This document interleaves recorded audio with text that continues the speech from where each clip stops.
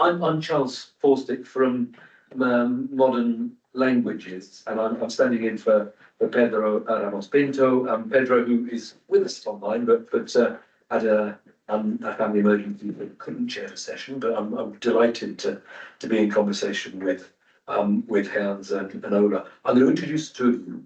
Then I'm going to hand over to you to give some context, and then we'll start the conversation.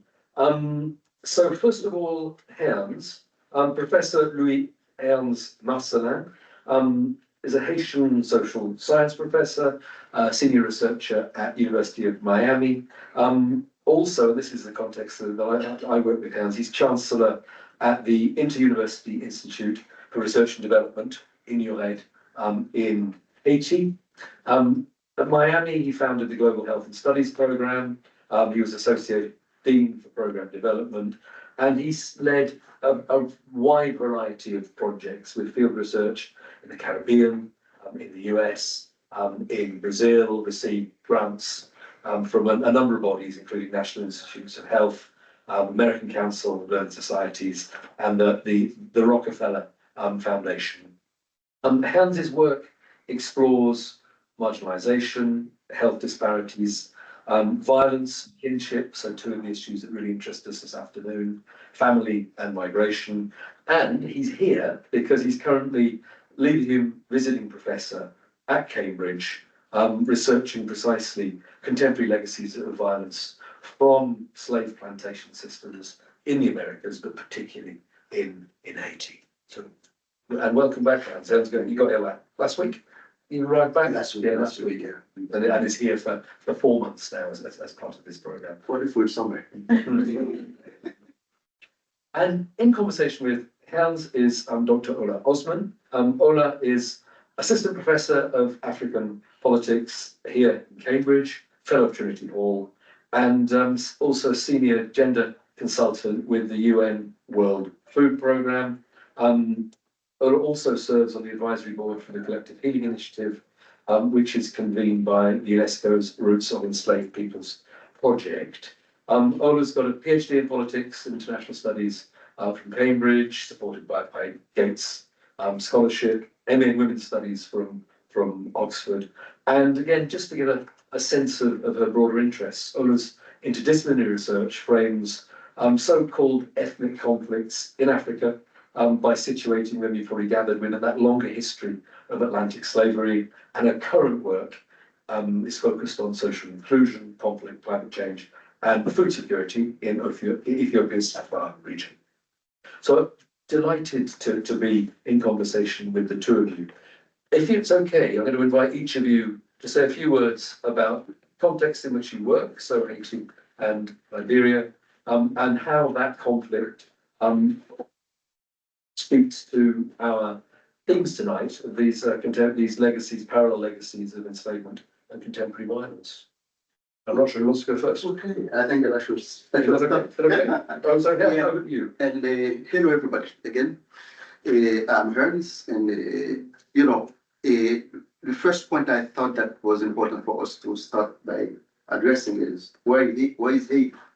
How did Haiti, came into being, and so it's a society where we are in the Caribbean and we emerge out of slavery, slave revolution, and we'll talk about that at some point. The Haitian society emerged out of an extreme form of totalizing violence within the institution of slave plantation. And that's what the institution of plantation in itself defined, all the infrastructure, mental infrastructure, ideological infrastructures, languages, etc., etc., the worldview, the perspectives, etc., of the society. So we emerge out of that revolution against slavery, against colonialism. And of course, after 200 years of history in the Americas, today our fight is and remains to be a fight against slavery, against colonialism. So that's the paradox here. Why am I interested in that? It's not because just because I'm Haitian. What I'm interested in mostly is to understand when we try to caricature evil. We try to, most of the time, we put a face on evil. You know, the white colonizers, the upper classes, you name it. And we ultimately think that the evil's manifestation remains constant through history. But what we don't think about is how infrastructure, material infrastructure, social infrastructure, ideologies, etc., all those things that constitute us from which that we emerge, how all those things continue to reproduce themselves through time and become embodied to the point that we become these things. In other words, of course, I'm interested in, what exactly explain that 200 years later, Haiti is fighting the same fight today, because we no longer have the white master, etc., etc. So the story we are going to talk about is a story of the emergence of Haiti.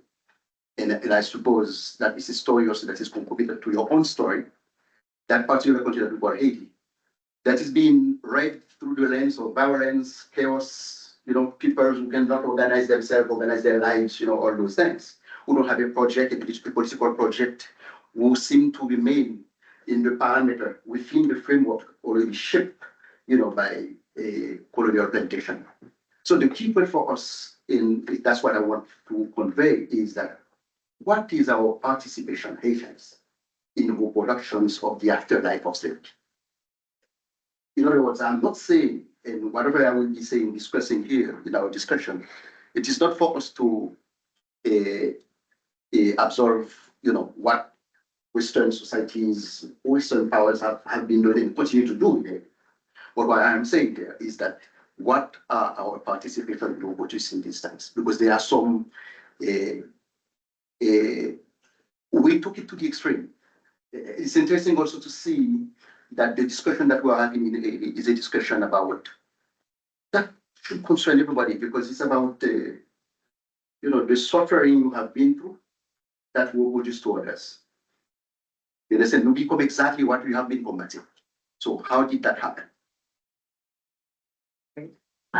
So my interest in Liberia comes from the same kind of space, right? So you get Liberia, you get, the Haitian Revolution in the 1700s, and then in the 1820s is when you get Liberia, right? It's founded in 1822, and it's founded by the American Colonization Society to deal with the problem of the free Black, right?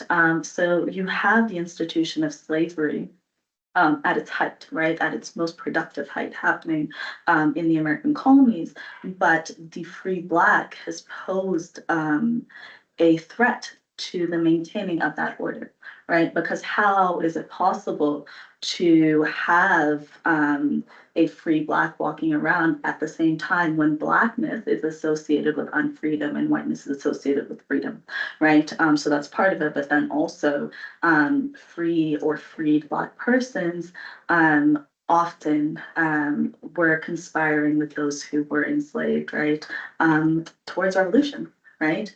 And the problem that was presented to these American colonists is the problem of Haiti, right? So they were constantly in fear of another Haitian revolution happening, right? So to them, you could not have these free Blacks roaming around. So they came up with the idea of colonizing a free,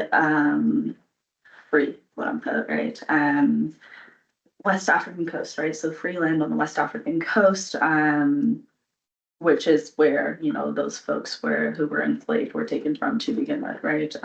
So in 1822, they devised a plan to move all of these freed or free Blacks to Africa, right? And they positioned it as an opportunity for them to have the true freedom that they've always longed for, right? And this is when you see the beginnings of what is called the Back to Africa movement, right? So it's operating on two spheres. You have one sphere where you're solving the problem of the free Black, right? But it's packaged up as, this is your opportunity to truly be free, right? So that's where I kind of start my inquiry into Liberia, right? But Liberia gets into a civil war in that last 2 decades, right, in the 80s and the 90s. And it's presented as an example of wanton violence, political tribalism, ethnic antagonisms, right? And cultural backwardness and inability to civilize, right? And ultimately, this is what happens when you give Black people freedom, right? And they do not inherently have the capacity to be responsible, to be obligated, right, in order to bring forth a successful kind of state-making project, right? So it is the ultimate representation of a failed state, right? And we identify the root causes as economic in nature.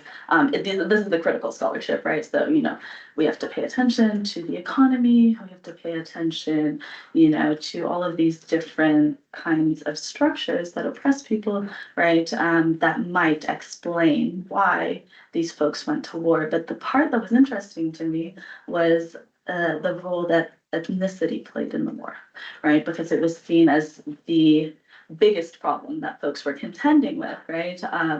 And the interesting thing about ethnicity for me, when you kind of track its etymology, is you see it in the ancient Greek context, and then it disappears, right? And then it shows up in the 1920s, right? As this thing, right? That is the problem of domestic context, right? This is when the international system moves from talking about race relations, right, to talking about sovereignty and individual cultures that kind of govern the ways in which the sovereign nation state is able to kind of move through politics, right? So that's kind of where my interest in Liberia starts. But I think ultimately, Liberia is a representation of the plantation logic's built-in capacity to reproduce itself through Black folks and marginalized people's interpolation of its ideologies, right? So I want us to contend with the fact that white supremacy does not or no longer needs white bodies to reproduce itself, right? We're doing the work for it, right? And that's not to let white folks off the hook, but it's to actually contend with the white supremacy as a logic, right? As a way of structuring global politics, right? As a way of structuring domestic politics and a way of structuring intersubjectivity and how we relate to one another. So you see, there is a continuity there. But what you mentioned here, the whole idea that the idea of the problem of freedom for Black people, those are two categories that cannot be associated. And Haiti epitomizes precisely that particular problem. It becomes a kind of an epistemic issue on how can you create a free state, a nation state, in a world dominated by colonial powers and slavery and so on and so on. The second point that you mentioned, I think that is also important here, that you talked about the whole logic of the plantation, right? And it's an afterlife. And it's interesting because the plantation doesn't need the master to function. If you do the historical sociology of the plantation, in fact, actually what made it work, it wasn't the master. It was the slave policing the slaves, the reconfiguration of knowledge about of self, the reconfiguration of families, of worldviews, of the way that you situate yourself in the world, and so on and so on. Now, something that is important for us, that is critical category for us in the Caribbean, is when we go back to the notion of plantation, it had a particular historical form when it comes to the Caribbean, and particularly Haiti. The plantation, and it's critical for us to, well, you cannot separate the plantation and slavery, but those are two different things. Plantations, of course, you have bodies, working, laborers, all those things, in a certain regime of labor and this kind of things, right? But slavery, of course, you have people enslaved, codified, as property, whatever, these kind of things. But a slave plantation is a space within which the total aspect of human life happen. In other words, beyond, the codification, beyond the legislation, the way that you legislate, you organize the legislation of the body, etc. You have, it's a space in which emotions are formed, visions are formed, imaginaries are formed. It's a total institution. Total institution as a prison would be. A total institution in which the ratio of the white master in relation to the slave is about 1 to 10. That's what it is, and it works. So why am I taking that particular concept and then work it through time? It's because that when we did our own liberation, I mentioned that we free ourselves, right, out of a long battles of 13 years revolution and so forth and so on. And the only model that we knew that would make society function was precisely the model that was led to us by the white master, by the revolution. But at the same time, there is something else. The fight itself, the revolution itself, wasn't a revolution that didn't have a political project. People have a political project. Those enslaved people who fought, they have political project. What was the political project? The project of equality. Even if it was nominal equality, but to some level of equality, some level of potential justice, but also the idea of freedom.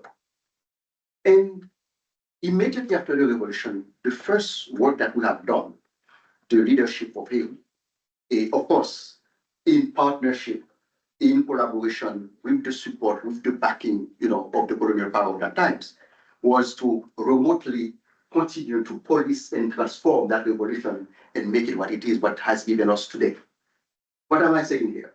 Is that the way that we define the bodies that populate Haiti, didn't escape the way that 18th, 19th century have defined black people, black bodies as things, as properties. And even our laws, that when we started writing our own laws on, say, vagrancy, on, for example, say, labor in rural areas, inspired from the Black Code. And the Black Code, which is the maximum, the radical contradictions that the Enlightenment brought with it, right? Because you are talking about freedom, and then you are talking about, at the same time, people as property. And the relationship then that emerged out of that, and throughout the 19th century, and then we came to US occupation that reinforced that structure, that structure of tele-control, remote control, that allows you that comfort the elite in the positions of intermediary between the Haitian society and themselves. And that sees itself as civilized, but the rest not civilized. So we get caught into that contradiction, civilization, barbarism, we cut into that contradiction, urban, rural, slight difference in color, skin color, make a huge social difference in terms of the reward in economic position and so forth and so on. And as a result, what happened? What happened is that the fact that the masses have started the fight for freedom, fight for equality, continued in the form of fight for land, fight for access to health, for access to education, cannot have access to education, cannot have access to land, cannot have access to right, cannot have access to justice, and it carries over. And then come US occupation, it reinforces. Because what US occupation what it has done was that all the elements of bottom-up institutional rebuilding that was eventually being created in rural and urban areas, all those forms has been quasi dissolved, reorganized, restructured, in the space, in spatial organization of Haiti, where everything is concentrated in the port-au-prince and the rest do not exist. And of course, you have in all the little towns that we have some representative of port-au-prince, as port-au-prince is the representative of the colonial power. So it has functions that way. Until US occupation recentered, the narrative. Not only that, the structure that allows it to continue with, whims of dictatorship that succeed each other until that give us the crisis we are in. Now, what's the point here? The point is that the same fight that started during the process against the slave plantation is the same fight that is continuing today through the gang violence, because we didn't invest in our youth, through gender violence, to political use of gangs in the cities, to lack of access of education, through our inability to create a safe space for people even to imagine freedom or imagine their own future. See? So then the point that you mentioned is interesting, because people tend to think about the past history as we tend to periodize things, certain types of practices belong to the past, and therefore today we are in modern time, that we should be talking about something else. But then the things, the tentacle, the power of the afterlife of plantation is such, that we become it, we inhabit it. So the challenge for us is how, beside the whole idea of challenging white supremacy, how do we challenge white supremacy in us to create the possibility for, a dream of freedom? Yeah, right. And if we think about us as existing in the afterlife of slavery, then we have to think about the fact that to be haunted by slavery is haunting alters the experience of being in time, right? So, the idea that at least Western philosophers during the Enlightenment era, the idea is that human beings move towards freedom, right? MLK later said that the arc of civilization moves towards justice, right? But the problem is that as Black people, we live in circular time, right? So I want to take it back to the concept of freedom, because Orlando Patterson has this quote where he says, who were the first persons to get the unusual idea that freedom or being free was the most important value that one could possess, right? Because up until the advent of transatlantic slavery, we did not think about freedom, right? It was not a thing, right? Because it is freedom from bondage, right? So is it even possible to think about freedom without thinking about enslavement, right? So that's the first part of that. And I'll give you a kind of concrete example in Liberia. So the folks that left and repatriated to Liberia, they came in two classes, right? You had the freeborn African Americans, right, who were a little bit better off, right, a little bit more human than folks who were still in bondage, right, and you needed money to leave, right, so those folks would have gone up north, right, and they left from New York, right, through the New York State American Colonization Society, but the folks who kind of saved up, or their masters paid for their journey to Liberia, had a rougher start. Right. So there was a kind of series of letters by a formerly enslaved person. His name was Peyton Skipwith, right? And he had saved all his money so that he could repatriate to Liberia and eventually free his children and his wife so that they could join him, right? And once he got to Liberia, he was kind of disenchanted, right? He said, "This is not the kind of freedom that I imagined," right? And he said that all the well-off people have slaves, right? And he was referring to freeborn African Americans who had come to Liberia and enslaved indigenous people, right? So for me, that begs us to consider, how does freedom become the freedom to own another human being, right? And can we actually think about a freedom that is not tied to the kind of relations of enslavement, right? So the right to be free from violence is the right to dominate, right? So that's part of it, but then also, I think what we're actually also grappling with is an institutionalization of race, right? Because a lot of the time that we talk about all Black context, we don't talk about race as an institutionalized thing. But the first thing that American Liberians did when they created the state was they instituted in their constitution the Negro Clause, right? And the Constitution is basically the exact same thing as the American Constitution, right? It's copy paste. But the Negro Clause meant that only folks who were African American and their descendants had access to citizenship, right? So there is something to be said about the kind of institutionalization of anti-Blackness that I think we also need to contend with, right? And it's different from what, I think the people who have engaged with what African Americans had done in Liberia, they talked about it as Black colonialism, and I think that's low-hanging fruit, right? Because this is a homegoing as well, right? So I think that's also something that is to be engaged with. Yes, and that takes us also to the whole discussion about violence, because that's the starting point of our discussion, right? The prism through which that the international representation of these countries like Haiti, they can see us, they can see that country, they see, these societies, it's what Liberia, it's violent societies, or societies that cannot have institutions, societies that do not, create space for justice, for liberation, etc., etc. Now, the violence, as I said, the violence starts with the violence we do on ourselves, right?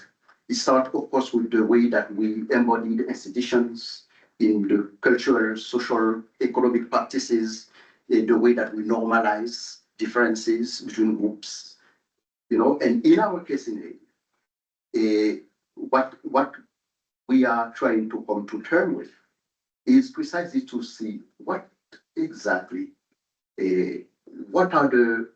how do people themselves, in the way that they manifest themselves to organizations, to movement, to revolt, to revolutions, to all those things that turn people crazy.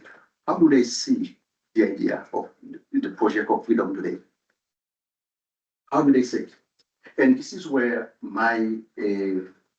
how would I say, the privileged tool that I use to investigate, to understand, that is ethnography. The ethnography, why?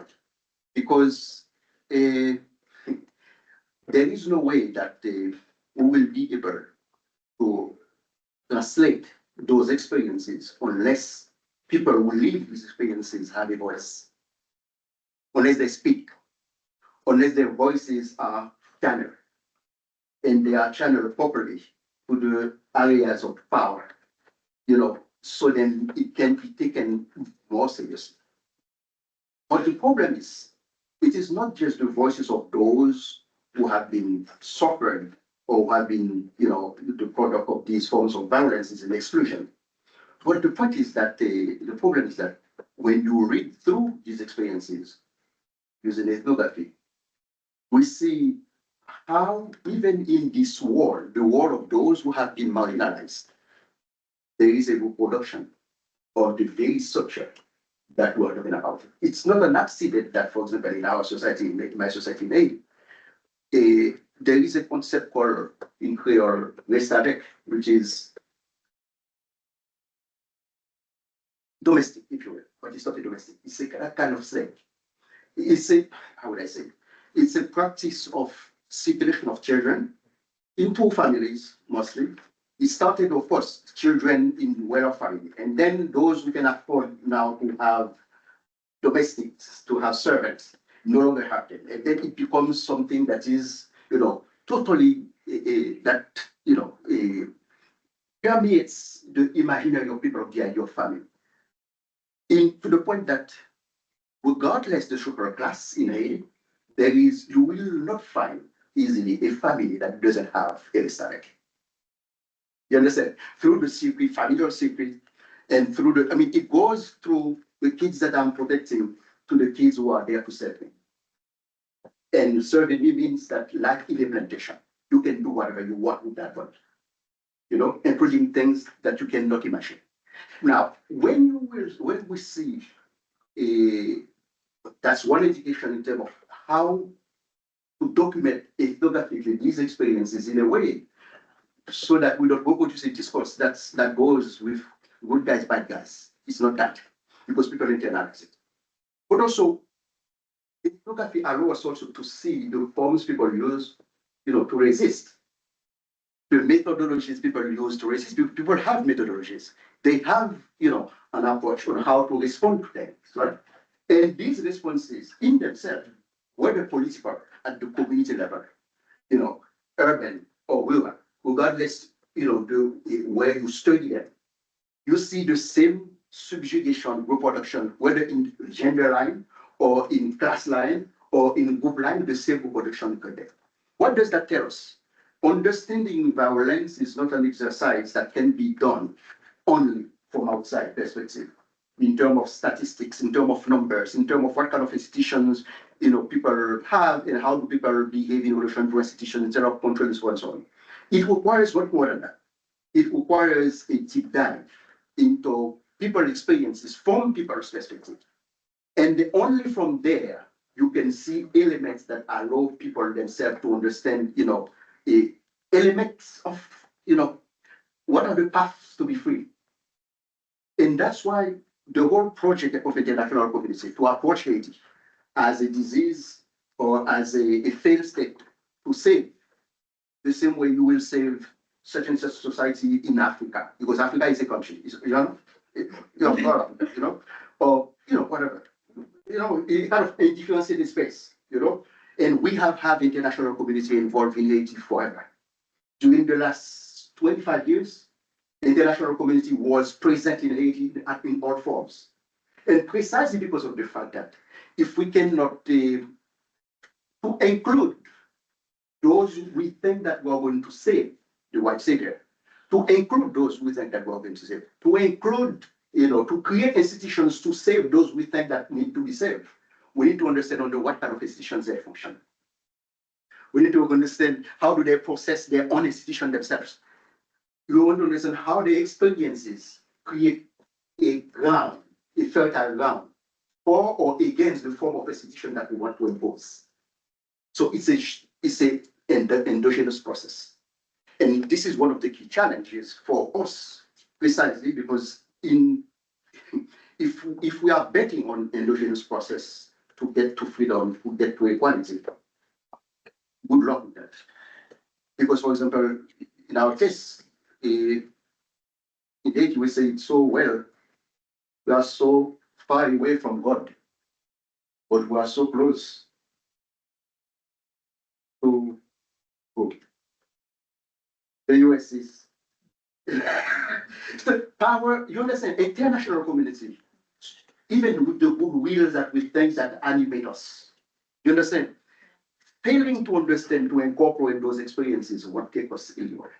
So the conundrum that we have is precisely how do we think about these processes in a way that it could help us think and create spaces for institutional, to reinstitute humans instead of institutionalizing race, as you were mentioning.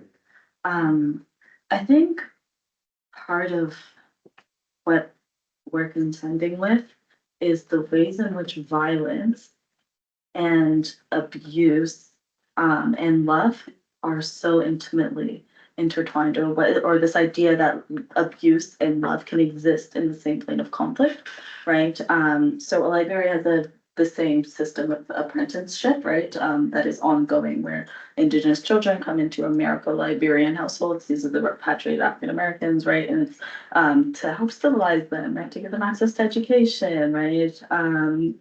But to me, that is not different from the kind of plantation context, right, where you have the mammy figure, right, who's breastfeeding the master's babies before her own because she loves them that much, and she loves the kind of context in which she's in, right? It's this kind of constant way in which intimate relations are so wrapped up in the kind of violent logics of the plantation that we actually can't separate them. Exactly, exactly. But you mentioned one of the keywords here, which is love, right? What love comes to do with it, has to do with it, right? And love is everything. Love starts with respect, right? That you exist. And it starts with accepting that you have something else to offer. It starts with the possibility of exchange. It starts with the idea of solidarity. You know, it starts with the idea of common matrimony, things that are for us together that we can, care together. It starts also with the idea of generational transmission, because without that we cannot get there. And one of the key challenges that we are facing in dealing with the idea of violence, political violence, be it political, social, interpersonal, regardless the form that we give it, is the fact two big problems happen to us. The first one is the fragmentation of the idea of violence. The way that we fragment it conceptually, as if somebody under a regime of marital violence is different, from the patriarchy that maintains the society so that this can happen in the first place. You understand? As if the generalized violence that you can see that cripple particular groups in the slums has nothing to do with the structural violence of marginalization, exclusion, lack of education, and so on and so on, right? And we could take it, to its extent. The first thing then is that story of fragmentation. If we fragment, there is no way we will interconnect to understand the whole of history in the present without historicizing things that are happening to us. They are there, but under what kind of form? How are they embodied? How are they digested? To the point that we don't even see them. To the point that we even think that we are free of them. Okay, so that's the first thing. And the second one is once we fragment, there is no ground for solidarity. Because I won't know that there are common measures between whatever is happening to us in Haiti is the same thing that is happening, for example, to a certain African American families in the United States or in Brazil. You understand? Or in Liberia or in Rwanda and so forth and so on. So if we cannot, and that's why the economy of love, the politics of love is so central. It's not an ideation, something that we are, it's not an emotional thing. Although it plays with our emotion, that's the thing that we mostly understand. The idea that you care for others. But to care, you have to understand, you have to accept the other exist. And to do that, there is a pedagogy that goes through the understanding of what generates you, what generates differences. Otherwise, and I see that we see it today, and at least we see it in our own society. Those who have been marginalized, exploited, dominated, humiliated the most will be the ones that are going to dominate, marginalize the most too. We don't get out of it. To get out of it, there is a pedagogy of love. So the love we are talking about is not just a love that the friendship that makes me like you, right? I like you, it's true. But it's not that. You understand? It's more than that.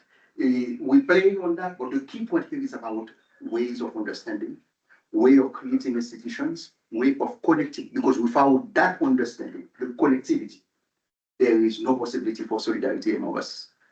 And you will always think that the problem of Haiti is a problem of 100,000 miles away. The problem of Great Britain or the UK is another problem, another planet. You are not that different. The same problem I'm talking about is your problem.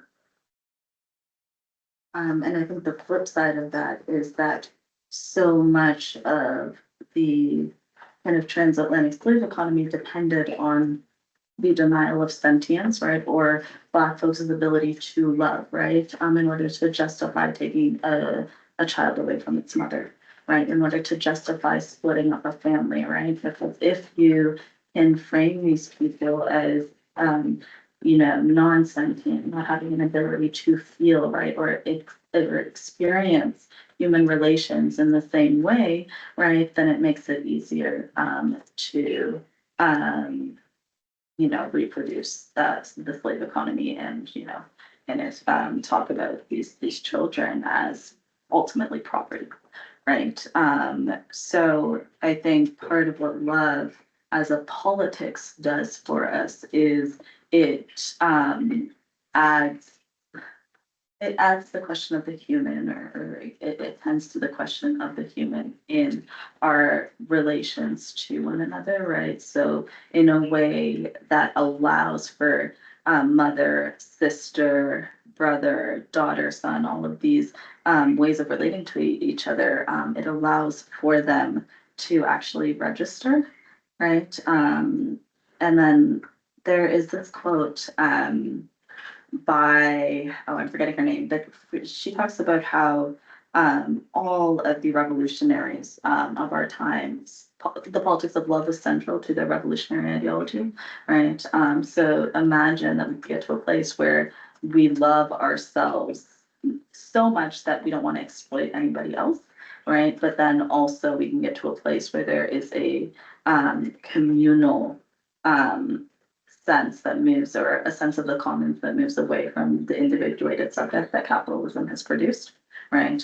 Because capitalism produces the subject that is self-efficient, agentic, does not need anybody else, right? And that is the exact opposite of indigenous ways of being, right?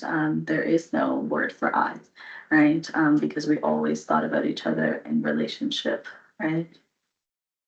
So I think that it's time to open the conversation, right? Look, thank you both. That's been I think the two things that struck me there. One is, and from the very beginning, those transnational, transatlantic connections. And we're talking about two societies, nations, which emerged within 20 years of each other, really, and setting up a very clear set of issues there around sovereignty, around the narrative from the outset of a fair state, those questions of ethnicity and pigmentocracy. And I think when you're talking about rest ethic, and Ola was talking about that sort of perverse perpetuation of enslavement within the context of liberation. They're very clear links there. But then you invited us as well to create connection, to think comparatively. And I think again, what was striking, the two of you have obviously methodologically disciplinary terms. You're coming from different perspectives, but both of you have approaches which are very much textured in terms around memory and around notions of historical continuity and discontinuity. And on that point, we'll conclude. Awesome. Look, that was a brilliant conversation. Really grateful to both of you. We started with that focus on history and memory, and which is wholly appropriate because we've convened in the context of the Legacies of Enslavement initiative. Very eloquent reflection on the power of fieldwork to render voice back to those sort of who are from the receiving end of the violence in the situations. I think what's been good about the transatlantic connection is it's really, and your point was landed brilliantly, thinking structurally and avoiding that ethnographic particularism at the same time. And you're sending us out nevertheless with this sense there's still that duty to imagine possible futures, even though we're talking about these contexts of contemporary violence. And both of you gathering on this ground of pedagogy and politics of love. I think what's crucial there is prevailing predominant discourses and that persistence of power rooted in the plantation, which is evident in different ways, but with continuity in both situations. So thank you to both of you. Thank you, everybody, who's joining in the room and online.